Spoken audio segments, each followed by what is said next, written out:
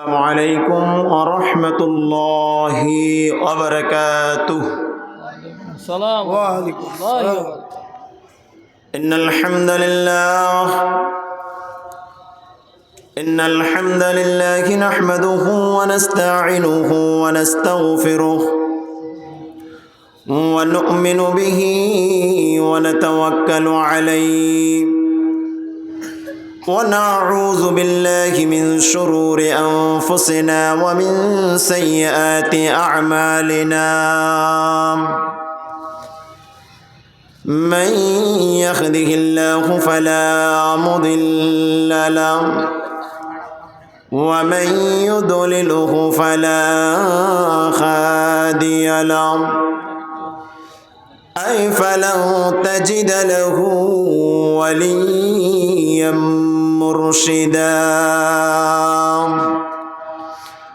ونشهد أن لا إله إلا الله وحده لا شريك له ونشهد أن سيدنا وسندنا وحبيبنا وحبيب أرواحنا وطبيبنا وطبيب رب قلوبنا ومولانا محمد صلى الله عليه وعلى آله وأصحابه وبارك وسلم الذي أرسله بالحق بشيرا ونذيرا وداعيا إلى الله بإذنه وسراجا منيرا. أما بعد فقد قال الله تعالى في شان حبيبه مخبرا وآمرا إن الله وملائكته يصلون على النبي يا أيها الذين آمنوا صلوا عليه وسلموا تسليما. اللهم صل على سيدنا مولانا محمد وعلى آل سيدنا সকলে মোহাব্বতে পড়ে আল্লাহুম্মা সাল্লি আলা সাইয়্যিদিনা মাওলানা ওয়া আলা আলি সাইয়্যিদিনা মাওলানা নিহি দো জাহানে ইয়া मिसाले मोहम्मद जमाले खुदा है कमाले मोहम्मद. अल्लाहुम्मा सल्ली अला सय्यिदिना मौलाना मुहम्मद व अला आलि सय्यिदिना সকলে মহব্বত জিকির করি লা ইলাহা ইল্লাল্লাহ লা ইলাহা ইল্লাল্লাহ লা ইলাহা ইল্লাল্লাহ লা ইলাহা ইল্লাল্লাহ লা ইলাহা ইল্লাল্লাহ মুহাম্মাদুর রাসূলুল্লাহ সাল্লাল্লাহু আলাইহি ওয়াসাল্লাম. আলহামদুলিল্লাহ দনাজোর কাজীবাড়ি কাদেরিয়া তৈবে নুরানিয়া হাফিজা মাদ্রাসা ও দারুল আরকাম ইবতেদায়ী মাদ্রাসার ময়দানে আজকের ৫৭তম বার্ষিক বড় খতমের মুহতারাম সভাপতি জনাব অধ্যক্ষ মফিজুল ইসলাম, অধ্যক্ষ আব্দুল মতিন খুসরু কলেজ, আজকের প্রধান মেহমান হজরতুল আল্লাম হজরত মৌলানা মুফতি মিজানুর রহমান নাঈমি সাহেব মাদ্দাজিলুল আলী। আলোচনা পেশ করবেন হজরত মৌলানা মুফতি আব্দুল কুদ্দুস সাহেব মাদ্দাজিলুল আলী। মঞ্চে উপবিষ্ট হজরত উলামায়ে কেরাম, মুরব্বিয়ান ইজাম, পর্দার আড়ালের মা ও বোনেরা, যে যেখান থেকে শুনছেন এই মাইকের আওয়াজ, সকলকে উদ্দেশ্য করে তাহিয়াতু বিল ইসলাম। আমি আবারও আপনাদের খেদমতে সালামটুকু আরজ করতেছি, আসসালামু আলাইকুম ওয়া রাহমাতুল্লাহি ওয়া বারাকাতুহু। ওয়া আলাইকুম আসসালাম রাহমাতুল্লাহি ওয়া বারাকাতুহু। আমরা লাখ কোটি শুকর ও সুজুদ আদায় করছি সে মহিয়ান গরিয়ান সর্বশক্তিমান আল্লাহ সুবহানাহু ওয়া তাআলার দরবারে, যিনি আজকে আমাদেরকে এই বরকতময় নুরানি মজলিসে আসার এবং বসার তৌফিক দান করেছেন বলে আলহামদুলিল্লাহ। আলহামদুলিল্লাহ। লাখ কোটি তার চাইতে অনেক অনেক গুণ বেশি দুরুদ ও সালাম পেশ করছি আল্লাহর সৃষ্টির প্রধানতম আকর্ষণ, বিশ্বসভার সভাপতি, সকল নবী রাসূলগণের মাথার তাজ, শামসুল হেদায়া, বদরুদ্দুজা, সৈয়দুস সাকালাইন, ইমামুল মুরসালিন, খাতামান নবিয়্যিন ওয়াল মুরসালিন, আফতাবে নবুয়ত, শাহনশাহ রিসালাত, সরকারে দু জাহা, সুলতানে মদিনা, হুদুরে আকরম, নূরে মুজাসসাম, নূরুন আলা নূর, ইমামুনা ওয়া হাবিবুনা আখদওয়াতুনা ওয়া রাসূলুনা মুহাম্মদ মুস্তাফা আহমদ মুজতবা সাল্লাল্লাহু আলাইহি ওয়াসাল্লামের উপর।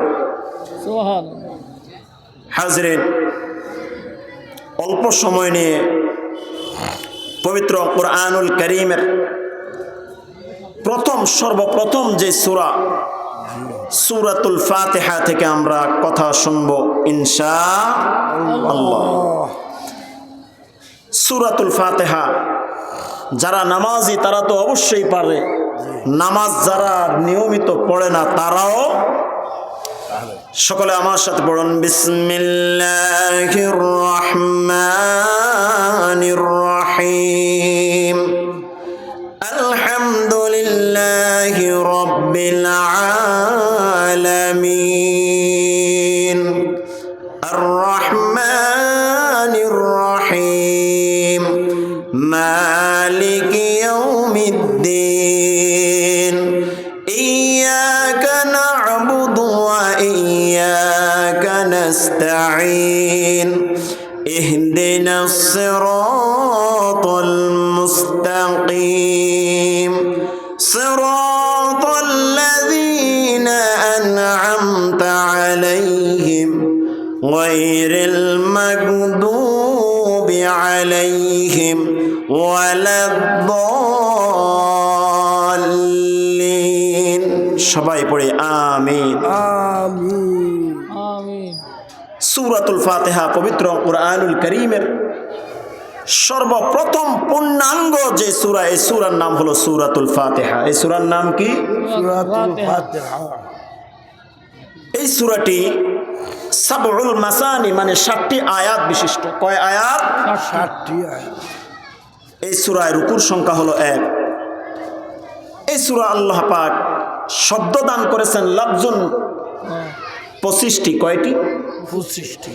এই সূরার মধ্যে হরফ সংখ্যা হলো ১২৩টি। জি।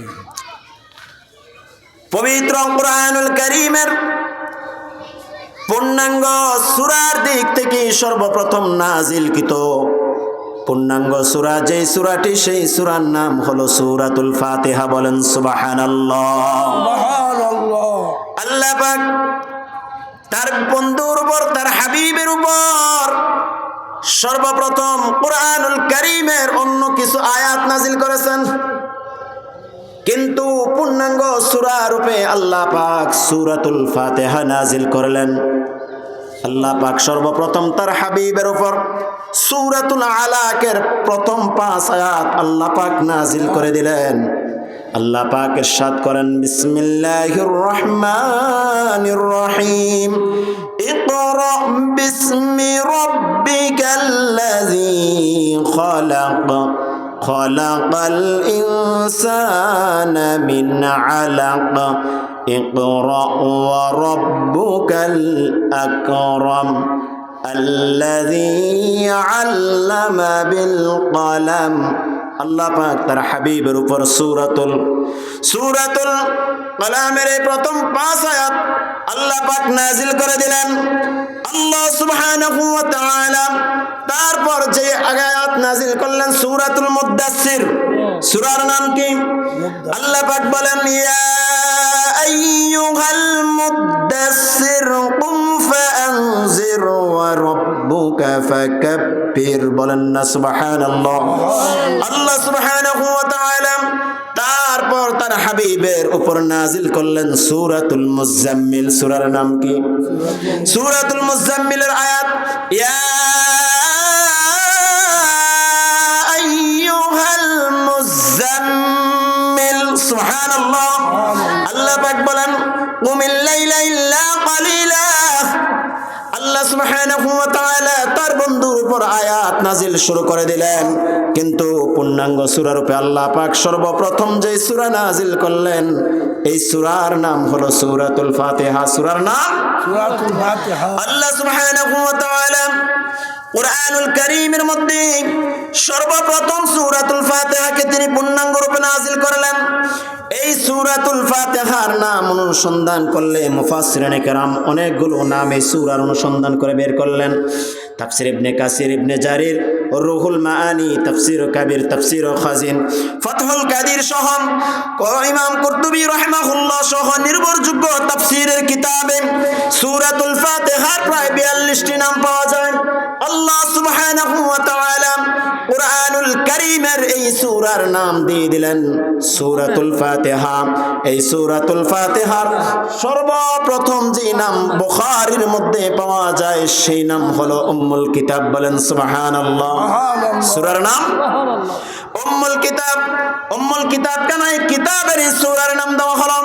যেহেতু আল্লাহ সুবহানাহু ওয়া তাআলা পবিত্র কুরআনুল কারীমটা শুরু করলেন সূরাতুল ফাতিহা দিয়ে, এই জন্য এই সূরার নাম হলো উম্মুল কিতাব, কিতাবের জননী, কিতাবের মা। এই সূরার নাম হলো মাফাতিহুল কুরআন, কোরআনের শুরু, কোরআনের অবতারণা। এই সূরার নাম হলো উম্মুল কুরআন, কোরআনের মা। এই সূরার নাম হলো সূরাতুদ দুআ। সূরাতুদ দুআ এই সূরাকে কেন বলা হয়? মুফাসসিরিন কেরাম বলেন, সূরাতুল ফাতিহা প্রথম অংশে আল্লাহ পাক তার নিজের তারিফ করলেন, পরিচয় দিলেন, আল্লাহর সাথে সম্পৃক্ত প্রথম 3 আয়াত রেখে দিলেন, শেষ 3 আয়াত বান্দার সাথে সম্পৃক্ত করে দিলেন। মাঝখানের যে আয়াত ইয়াকা না'বুদু ওয়া ইয়াকা নাস্তাঈন, আল্লাহ পাক বলেন এই আয়াত আমার সাথে এবং আমার বান্দার সাথে সম্পৃক্ত। বলেন সুবহানাল্লাহ। আল্লাহ সুবহানাহু ওয়া তাআলা এমন একটি সূরা আমাদেরকে দান করলেন যে সূরার নাম হলো সূরাতুশ শাফা। ওয়া নুনাজ্জিলু মিনাল কুরআনি মা হুয়া শিফাa'un ওয়া রাহমাতুল লিল মুমিনিন।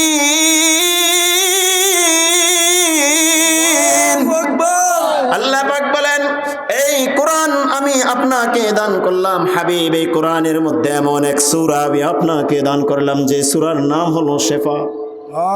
যে সূরার নাম কি? শুধু তাই নয়, বুখারীর বর্ণনা এই সূরাতে সূরাতুশ শাফিয়া বলা হয়। সূরাতুশ শাফিয়া কেন বলা হয়? মুফাসসিরিনে কেরাম একটা কারণ উল্লেখ করলেন। এই কারণটা অনেক মজার, অনেক গুরুত্বপূর্ণ। মুফাসসিরিনে কেরাম বলেন সূরাতুল ফাতিহা পরিপূর্ণ সূরাটি তো একটি শেফা সূরা। শুধু তাই নয়, এই সূরার যতগুলো হরফ রয়েছে প্রত্যেকটি হরফ এক একটি হরফ 70টি রোগের শেফা হিসেবে কাজ করে। বলেন সুবহানাল্লাহ। এক একটি হরফ 70টি রোগের শেফা হিসেবে সূরাতুল ফাতিহা কাজ করে। হাজিরিন, বলতেছিলাম এই সূরার আরেকটা নাম হলো সূরাতুল হামদ, মানে আল্লাহ পাকের প্রশংসা এই সূরার মধ্যে আছে না নাই? আল্লাহ পাক সূরা শুরু করলেন আলহামদুলিল্লাহি রাব্বিল আলামিন। আল্লাহ বলেন যাবতীয় প্রশংসা আলহামদুলিল্লাহি আল্লাহর জন্য, রব্বিল আলামিন যিনি সমস্ত জগতের প্রতিপালক। বলেন সুবহানাল্লাহ। এরপরে এই সূরার নাম হলো আসাসুল কুরআন, কুরআনের ভিত্তি। সমগ্র কুরআনুল কারীমে আল্লাহ পাক যা কিছু বর্ণনা করলেন সাবউল মাসানি, এই 7 আয়াতের মধ্যে আল্লাহ পাক পবিত্র কুরআনুল কারীমের বাকি 113টি সূরার ব্যাখ্যা হিসেবে আল্লাহ সূরা ফাতিহার ভিতরে ঢুকিয়ে দিলেন। বলে সুবহানাল্লাহ। কুরআনুল কারীমের সূরার সংখ্যা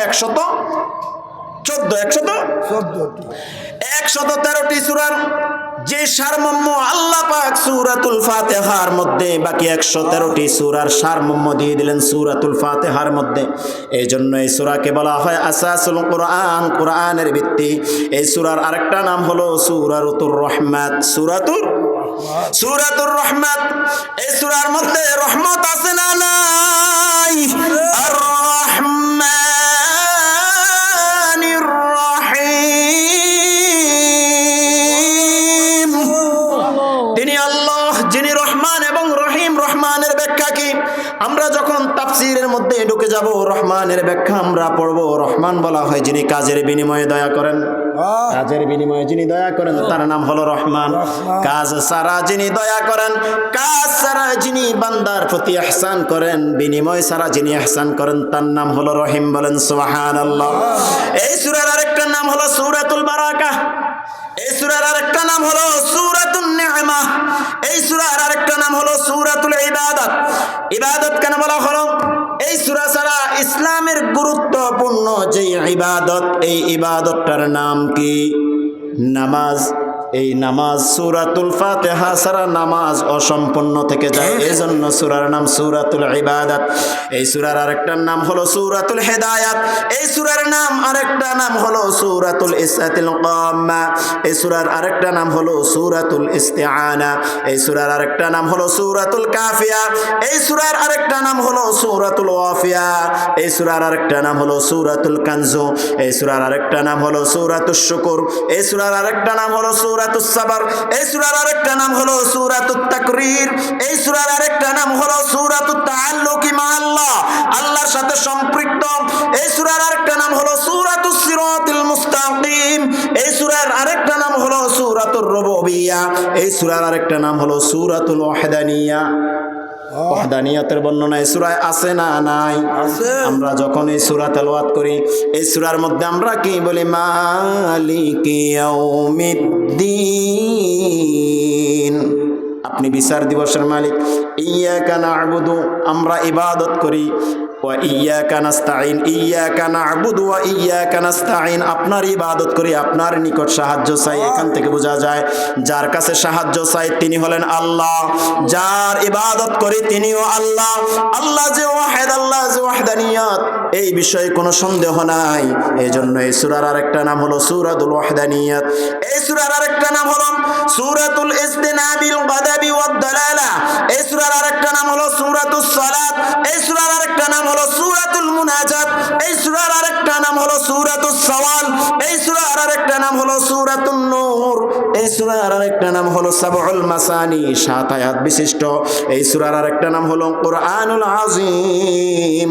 এই সূরাকে আমরা এই জন্য কুরআনুল আযীম বলি, পূর্ণাঙ্গ কুরআনুল কারীমের মর্মার্থ যেহেতু আল্লাহ এই সূরার মধ্যে দান করে দিলেন, এই জন্য এই সূরার নাম কুরআনুল আযীম বলি। সুবহানাল্লাহ। এই সূরাটির মর্যাদা কত!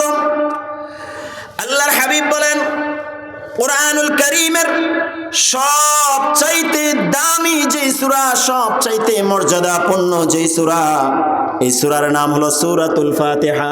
কুরআনুল কারীমের সবচাইতে মর্যাদাপূর্ণ আয়াতের নাম হলো আয়াতুল কুরসি। আয়াতুল কুরসি আয়াতের দিক থেকে সর্বশ্রেষ্ঠ, সবচাইতে মর্যাদাপূর্ণ আয়াত।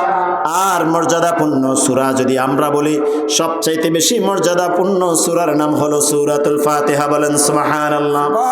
শুধু তাই নয়, রাসূল আরবি বলেন, قال رسول الله صلى الله عليه وسلم والذي نفسي بيده ما أنزلت في التوراة ولا في الزبور ولا في الإنجيل ولا في الفرقان مثله।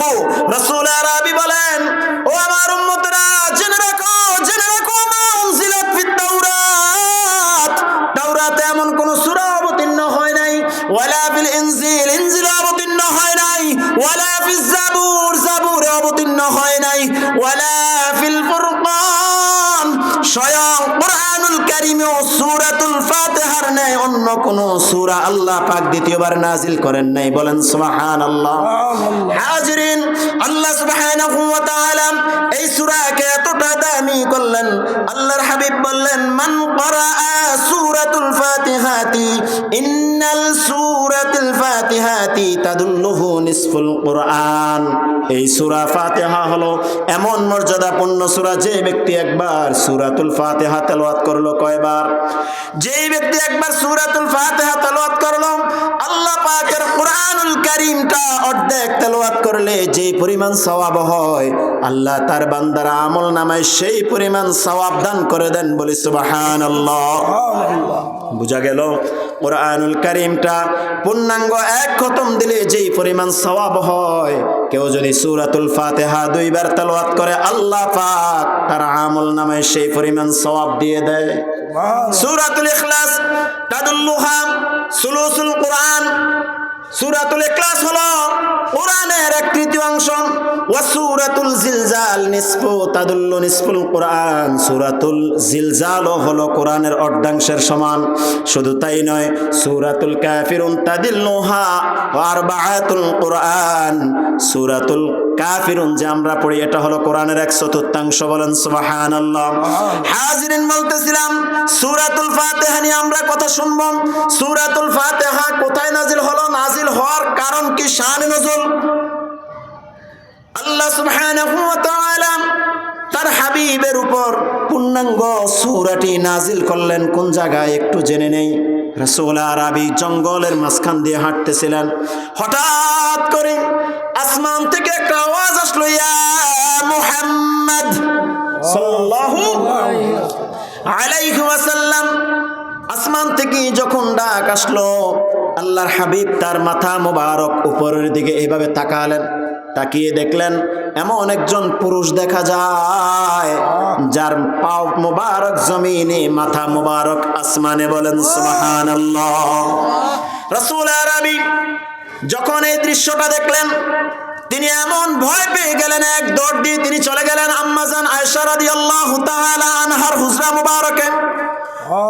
তিনি চলে গেলেন হযরতে খাদিজাতুল কুবরা রাদিয়াল্লাহু তাআলা আনহার হুজরা মুবারকে। দিয়ে তিনি হযরতে খাদিজাকে বিস্তারিত ঘটনা বললেন।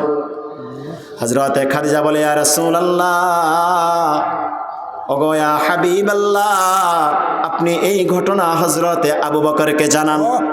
সিদ্দিক আকবরকে আপনি ঘটনা বর্ণনা করুন। আল্লাহর হাবিব সিদ্দিক আকবরকে ঘটনা জানালেন। সিদ্দিক আকবর বললেন, ইয়া রাসূলুল্লাহ, ইয়া হাবিবাল্লাহ, এই যুগের যিনি পণ্ডিতের দিক থেকে সবচাইতে বেশি পণ্ডিত, যিনি বড় আলেম, তিনি হলেন ওরাকা ইবনে নাওফল। আপনি মেহেরবানি করে ওরাকা ইবনে নাওফলের নিকট চলেন, আমি আপনার সঙ্গে যাব। সঙ্গে আছেন হযরত আম্মাজান খাদিজাতুল কুবরা রাদিয়াল্লাহু তাআলা আনহা, তিনিও চলে গেলেন। যাওয়ার পর ওরাকা ইবনে নাওফলকে পুরা ঘটনা তিনি বললেন। আল্লাহর হাবিবের ঘটনা শোনার পর ওরাকা ইবনে নাওফল বললেন, আশহাদু আল্লা ইলাহা ইল্লাল্লাহু ওয়া আশহাদু আন্না মুহাম্মাদান আবদুহু ওয়া রাসূলুহু। বলেন সুবহানাল্লাহ। ওরাকা ইবনে নওফল বলে, আমি সাক্ষ্য দিচ্ছি, আমি তাওরাত, জাবর, ইনজিল যেই নবীর কথা আমরা পেলাম, যেই নবীর আলামতের কথা আমরা পেলাম, নিঃসন্দেহে আপনি হলেন সেই নবী মুহাম্মাদুর রাসূলুল্লাহ। সাল্লাল্লাহু ওরাকা ইবনে নওফল বললেন, ইয়া রাসূলুল্লাহ, ইয়া হাবিবাল্লাহ, আপনি আবার ওই জঙ্গল দিয়ে হাঁটবেন, আবার ওই জঙ্গলে আপনি যাবেন, যদি আরেকবার আপনার সাথে এরকম ঘটনা ঘটে আপনি দাঁড়াবেন, কি হয় আপনি একটু বুঝবেন। আল্লাহর হাবিব আবার জঙ্গল দিয়ে হাঁটতেছিলেন, এমন সময় আবার আসমান থেকে একটা এলান আসলো, ইয়া মুহাম্মদ সাল্লাল্লাহু আলাইহি ওয়াসাল্লাম। এবার আল্লাহর হাবিব দাঁড়ালেন, দাঁড়িয়ে আল্লাহর হাবিব বললেন, লাব্বাইক, আমি হাজির আছি, আমি উপস্থিত আছি। এমন সময় সাইয়্যিদনা জিবরাইল আলাইহিস সালাতু ওয়াস সালাম আসলেন। আসসালাতু ওয়াসসালামু আলাইকা ইয়া রাসূলুল্লাহ বললেন, শুরু করে দিলেন, আউযু বিল্লাহি মিনাশ শাইতানির রাজীম, বিসমিল্লাহির রাহমানির রাহিম। সকলে আমার সাথে পড়ুন, আলহামদুলিল্লাহি রাব্বিল আলামিন, আর রহমানির রহিম, মালিকি ইয়াউমিদ্দিন, ইয়্যাকা না'বুদু ওয়া ইয়্যাকা নাস্তাঈন, ইহদিনাস সিরাতাল মুস্তাকিম, সিরাতাল লাযীনা আন'আমতা আলাইহিম গায়রিল মাগদুবি আলাইহিম ওয়ালাদ-দাল্লিন। পূর্ণাঙ্গ সূরাটা নাজিল হয়ে গেল। আল্লাহর হাবিবের